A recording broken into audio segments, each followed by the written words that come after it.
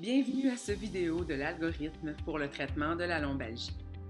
Ces recommandations sont fondées sur les données probantes les plus récentes pour le traitement de la lombalgie et se veulent un outil pour aider les cliniciens à prendre des décisions quant au traitement qu'ils souhaitent offrir. Voici une personne souffrant de lombalgie. Pour commencer, effectuez l'anamnèse et l'examen clinique. Avant de poursuivre, considérez des drapeaux rouges.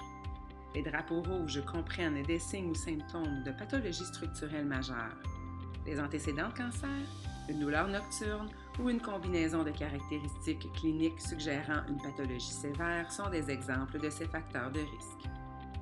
Si des drapeaux rouges sont présents, référez le patient à un médecin. Si des drapeaux rouges ne sont pas présents, évaluez des facteurs de pronostic de chronicité. Certains facteurs pronostiques comprennent des facteurs psychosociaux incluant la santé psychologique.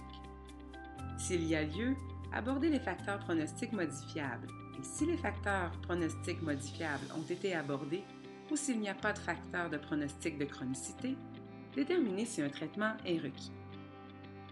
Si un traitement n'est pas requis, offrir des conseils sur l'autogestion.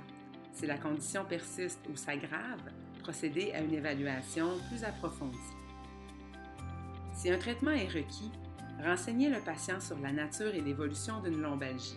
Rassurez-le, donnez des conseils sur l'activité physique et les stratégies d'autogestion, toujours en considérant les préférences du patient et du praticien.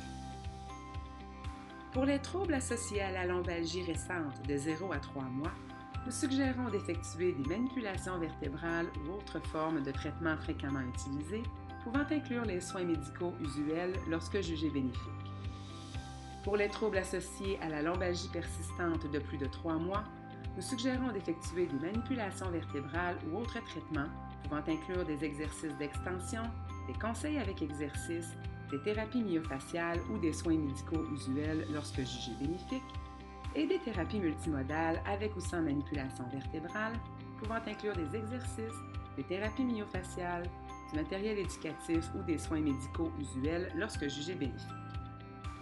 Pour une douleur radiculaire chronique des membres inférieurs, nous suggérons d'effectuer des manipulations vertébrales avec exercices à la maison, pouvant inclure des exercices de stabilisation et de positionnement.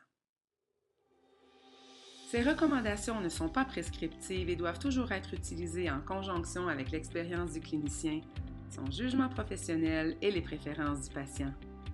Pour obtenir des renseignements plus détaillés, consultez le guide du praticien que vous trouverez sur notre site Web.